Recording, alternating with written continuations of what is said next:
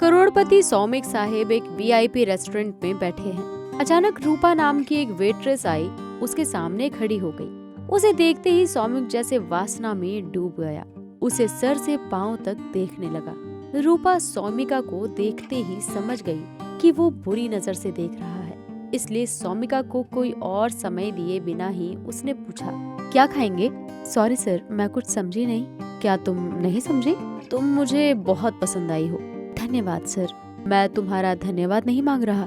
कृपया मुझे बताएं कि आप क्या खाना पसंद करेंगे। मैं तुम्हें खाना पसंद करूंगा। सॉरी सर, ये क्या कह रहे हैं आप? हाँ, ये सही है। तो तुम कितने में मान जाओगी? क्या कह रहे हैं सर? कहाँ जाऊंगी? नखरे मत करो। क्या तुम नहीं समझती? सर, आप बकवास करना बंद कीजिए। बताइए क्या खाना चाहते हैं। मैंने तुमसे कहा था कि मैं तुम्हें चाहता हूँ। क्या तुम मेरे साथ घर चलोगी? चलो, कितने पैसे चाहिए? मैं तुम्हें दूंगा। अरे सर, आप कैसी गंदी बातें कर रहे हैं? आपके घर में कोई माँ बहन नहीं है क्या? खबरदार, अब एक और गंदे शब्द मत निकालिएगा। इसी बीच रेस्टोरेंट मैनेजर समझ गया कि सौमिक क्यों गुस्से में है। फिर एक दूसरे वेटर से रूपा को बुलाया। यहाँ आओ मोहन, जाओ और रूपा को बुलाओ। रूपा सौमिक साहब से बात कर रही थी। मोहन अंदर आता है और कहता है, दीदी, सर तुम्हें बुला रहे हैं। रूपा मैनेजर के पास जाती है। मैनेजर ने कहा, रूपा, वहाँ क्या चल रहा है? तुम ग्राहक के साथ दुर्व्यवहार क्यों कर रही हो? सर, वो आदमी मेरे साथ बहुत गंदी बातें कर रहा है। लेकिन ग्राहकों के साथ बुरा बर्ताव नहीं किया जा सकता। तुम्हें समझना होगा, तुम एक नौकरी करती हो। तुम यहाँ अपनी मर्जी से काम नहीं कर सकती। सर, वो मुझसे बहुत ही घटिया तरीके से गंदी बातें कर रहा था। वो हमारे दैनिक ग्राहक हैं। अगर वो एक बात कह भी रहे हैं तो हमें उसे मैनेज करना होगा। वो ग्राहक हैं। अगर तुम मालिक से शिकायत करोगी तो तुम्हारे पास नौकरी नहीं होगी। तुमको इस तरह से काम करना होगा कि वो नाराज ना हो। रूपा मन ही मन सोचने लगी, परिवार की सारी जिम्मेदारियां मुझ पर हैं। मुझे अपने माता पिता की देखभाल करनी है। नौकरी कितनी भी मुश्किल क्यों ना हो, मुझे ही करना होगा। अगर ये कठिन है तो मुझे इसे थोड़ा सहन करना होगा। उसने सोचकर कहा, ठीक है सर, मैं मैनेज कर लूंगी। उस आदमी ने कहा, ठीक है, जाओ। रूपा वापस सौमिक के पास गई और बोली, सॉरी सर, मुझे माफ करें। क्या आपने मेन्यू कार्ड देखा? आप क्या लेना पसंद करेंगे? अभी के लिए चलो, एक कप कॉफी ले आओ। चलो, खाते हैं और थोड़ा ठंडा हो जाते हैं। रूपा ऑर्डर लेकर चली आती है। सौमिक साहब खुद से कहने लगे, क्या चीज है भाई, आग भरी हुई है। वो नहीं मिली तो दिमाग खराब हो जाएगा। थोड़ी देर बाद रूपा एक कप कॉफी लेकर सौमिक साहब के सामने आई। सौमिक कॉफी का ग्लास पकड़े रूपा को देखकर खुद को संभाल नहीं पा रहा था। एक बार रूपा का फिगर और एक बार कॉफी को देख रहा था। अचानक कॉफी का कप नीचे गिरकर टूट गया। रूपा ने कहा, ये क्या किया आपने? संभाल कर कप नहीं पकड़ सकते? बैठे हुए सौमिक साहब इसी मौके पर रूपा के कंधे पर हाथ फेरने लगे। रूपा समझ गई कि ये जानवर उसे छू रहा है। रूपा ने तुरंत हाथ हटाते हुए कहा, लालची, एक वहशी दरिंदे हो तुम। लड़की देखी नहीं, हाथ फेरना चालो, शर्म नहीं आती?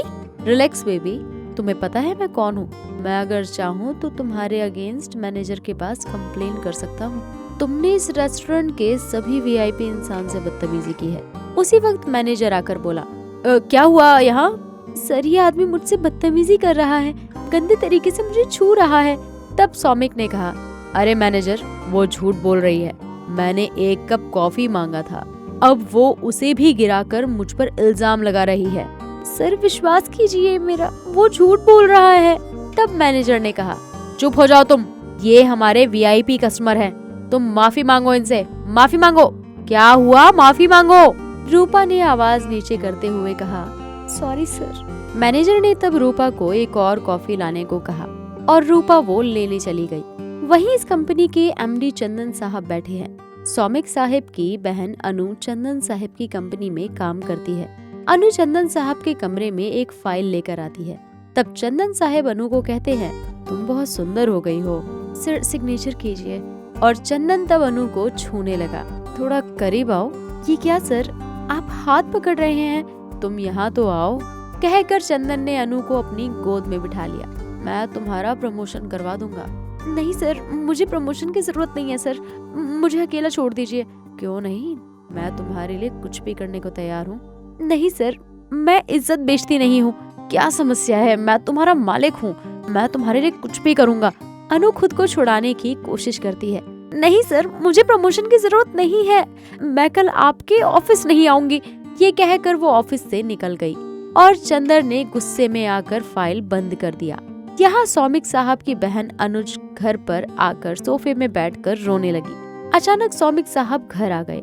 अंदर आते ही अपनी बहन को रोता देख उसके पास जाकर बैठ गया। क्या हुआ मेरी बहन को? भैया, आज एमडी साहब आज मेरे साथ कुछ गलत करना चाहते थे। मतलब? वो रोने लगी। क्या हुआ? मुझे सब कुछ बताओ। उसने मुझ पर हाथ रखा और भी बहुत कुछ। अनु सौमिक साहब को सारी घटना बताने लगी। भैया, मैं लड़कर वहाँ से आ गई, मैं वहाँ काम नहीं कर सकती। तुम ही बताओ भैया, एक लड़की की इज्जत की रक्षा करना कंपनी के मालिक का काम है। वही कंपनी का मालिक अगर इज्जत लूटना चाहे, मैं वहाँ कैसे रह सकती हूँ? उनके घर में भी माँ बहन है ना भैया। ये बात सुनकर सौमिक साहब को झटका लगा और उन्हें रेस्टोरेंट वाली लड़की के साथ किए गए बदतमीजी के बारे में याद आया। सौमिक मन ही मन में कहने लगा, मैंने उस लड़की के साथ कितना बुरा बर्ताव किया था, कितना दुर्व्यवहार किया। क्योंकि मैंने उस लड़की के साथ गलत व्यवहार किया था, शायद इसीलिए आज मेरी बहन के साथ ऐसा हुआ। मैंने बहुत बड़ी गलती की है, मुझे उनसे माफी मांगनी चाहिए। सौमिक ने अपनी बहन से कहा, चिंता मत कर, तुझे कल ऑफिस जाने की जरूरत नहीं है, मैं हूँ ना। चल फ्रेश हो ले, फिर साथ में खाना खाते हैं। अगले दिन सौमिक रेस्टोरेंट में गया। उसने रूपा को देखा और रास्ता रोक लिया। क्या बात है? रास्ता क्यों रोका? आज किस बुरी नीयत से आए हैं आप? डरो मत बहन। बहन, आप जैसे नकाबपोश के मुंह से बहन शब्द शोभा नहीं देता। दरअसल बहन, मुझे तुम्हारे साथ ऐसा बर्ताव नहीं करना चाहिए था। मैंने बहुत गलत किया और मैं उस पाप का दंड भी पा चुका हूँ। जो व्यवहार मैंने तुम्हारे साथ किया वो मेरी बहन के साथ भी हुआ है। मुझे माफ कर दो बहन। तुम जैसे लोगों को कभी भी माफ नहीं किया जा सकता। तुम लोग हमेशा पैसों के रोक जमाते हो। इज्जत कभी पैसे से खरीदी नहीं जा सकती। प्लीज बहन, मुझे माफ कर दो। अगर तुम मुझे माफ नहीं करोगी तो भगवान मुझे नहीं माफ करेगा। मैं समझ चुका हूँ मैंने बहुत बड़ी गलती की है। मैंने एक भाई के नाते वादा गलती की है।